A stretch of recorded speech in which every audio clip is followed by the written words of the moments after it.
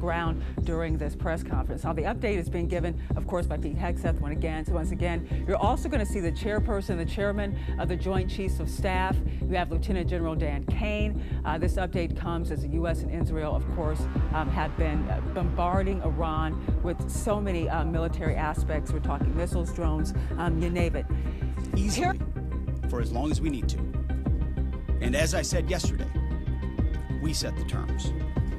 Now, you may not see much of it because the IRGC shut off the internet to the entirety of the country. They blind their people on 6 days, 20 warships, 1 submarine, 1 navy erased from the map. Not damaged, not retreating, gone, sunk, destroyed, or locked in port, too afraid to move. The Arabian Gulf is empty. The Strait of Hormuz is clear. The Gulf of Oman has no Iranian presence left in it. For the first time in decades, there is not a single Iranian vessel underway in any of those waters. This is what happened and why it cannot be undone. To understand the scale of what occurred, you have to understand what Iran's navy actually was before this started. Iran never built a conventional blue water navy designed to project power across oceans. That was never the strategy. Instead, Tehran spent decades building something more asymmetric, more suited to the geography it was working with. Fast attack craft, missile catamarans, mine-laying vessels, drone carriers, mobile forward bases positioned to control the choke points that matter, the Strait of Hormuz above all else.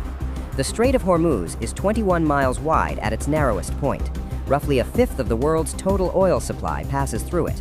Control that strait, or credibly threaten to close it, and you hold leverage over the global energy market. Iran understood this. The entire naval doctrine was built around it. The IRGC Navy operated separately from the conventional Iranian Navy, answering directly to the Revolutionary Guard rather than the regular military chain of command.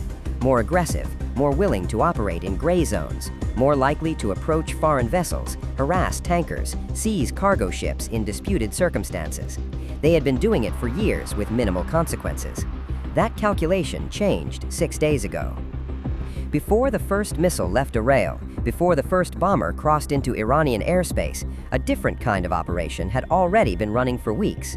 Intelligence collection, systematic, layered, patient. Satellites passing over Iranian facilities on predictable orbital schedules, logging every vehicle movement, every construction change, every pattern of life around hardened sites. Signal intercepts building a map of the frequencies Iran's air defense network used to communicate between batteries and command nodes. Human sources, the kind that take years to develop and represent the most valuable and most fragile assets in any intelligence apparatus, feeding targeting data on facilities that no satellite could see inside. The targeting packages that made the first night strikes possible weren't built in a week. They were built over years.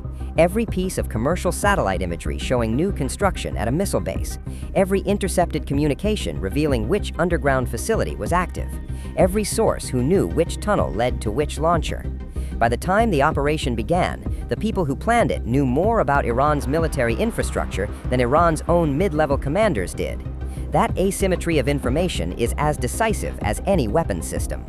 You cannot defend what you don't know is being targeted. You cannot relocate assets before strikes if you don't know the strikes are coming. Iran didn't know. The first strikes targeted what Iran most needed to defend against everything that followed: radar arrays, air defense batteries, command and control infrastructure, the integrated network that would have allowed Iran to coordinate a response across multiple domains simultaneously. The logic was the same logic that had worked before. You do not send aircraft over defended airspace. You remove the defenses first. Tomahawk cruise missiles from surface ships operating beyond visual range. Standoff munitions that never required an aircraft to enter Iranian airspace at all. Phase 1 was always this: methodical, precise, surgical degradation of the systems designed to stop Phase 2. It worked. By the time Phase 1 was complete, the Joint Chiefs confirmed what the targeting assessments had already indicated: local air superiority established over Tehran. Not contested, not degraded, established. American and Allied aircraft could now operate over Iranian airspace with freedom of movement that Iran's air defense network was no longer capable of challenging. The throttle, in the words of the Defense Secretary, was coming up, not down, up. The naval campaign ran in parallel. Iran's most capable surface combat warriors were the first priority. The Soleimani-class missile catamaran corvettes, fast, armed with anti-ship missiles, designed specifically for operations in the confined waters of the Gulf. The IRS Shahid Siad Shirazi, gone. The drone carrier Shahid Bakeri, gone.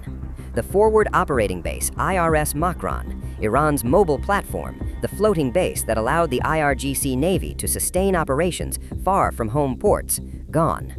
U.S. Central Command released footage, an IRGC corvette surrounded by columns of smoke, listing hard, clearly finished. The image circulated before anyone had issued an official statement. The ship was recognizable. There was no ambiguity about what had happened to it. Then came the confirmation that changed the historical record. An American submarine fired a torpedo and sank an Iranian warship, the first time that had happened since the Second World War. Not a missile strike from altitude, not a surface ship engagement. A submarine, running silent, tracking its target, and putting a torpedo into an Iranian frigate operating in the Indian Ocean. Think about what that means operationally. Iran's navy had no safe water, no distance, no depth, no geography offered protection. Surface ships in the Gulf, submarines hunting in the Indian Ocean. The entire maritime perimeter was covered. 6 days in, the count stood at over 20 Iranian naval vessels sunk or destroyed. The Arabian Gulf had no Iranian ship underway. The Strait of Hormuz had no Iranian ship underway. The Gulf of Oman had no Iranian ship underway. Iran's navy as a functioning combat force had ceased to exist. The psychological dimension of that collapse is worth understanding separately from the physical one.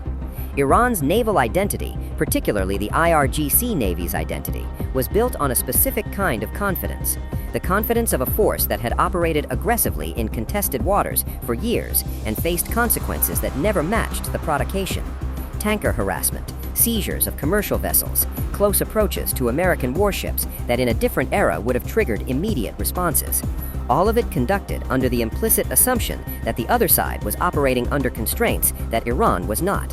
That assumption was correct for a long time.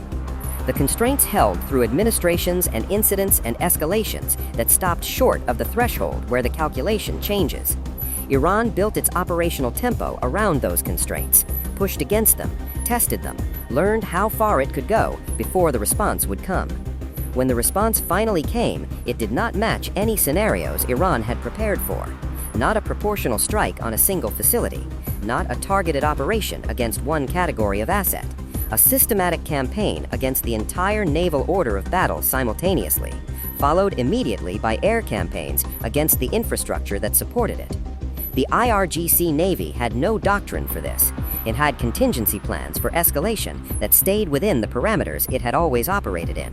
What it faced, instead, was a campaign that operated outside every parameter it had ever tested. The ships that were not sunk in the first exchanges did not attempt to engage. They went to port. They stayed there. Not because the crews lacked courage, because there was no tactical response available that offered any meaningful chance of survival. You do not sortie into waters covered by submarine patrols and carrier aviation and surface ships with full missile loads when your air defense network no longer functions. You wait, and while you wait, the campaign continues without you. Simultaneously, 4 aircraft were making a round trip that redefined what the air campaign was capable of. 4 B-2 stealth bombers departed from Missouri non-stop, no refueling stops over friendly territory, straight to Iran and straight back, each one carrying 2,000-pound penetrating munitions specifically designed for one purpose, going through reinforced concrete and destroying what's underneath it. Iran had spent years hardening its ballistic missile infrastructure, underground facilities, reinforced bunkers built to survive conventional strikes. The assumption was that depth and concrete would provide protection that dispersal alone couldn't guarantee. The B-2 does not care about concrete. The penetrators went in, the bunkers collapsed, the missile production lines underneath them stopped producing. Facilities that took years to build and were considered protected by their depth were rendered inoperable in a single sortie. U.S. Central Command confirmed the strikes. Underground ballistic missile facilities targeted and destroyed.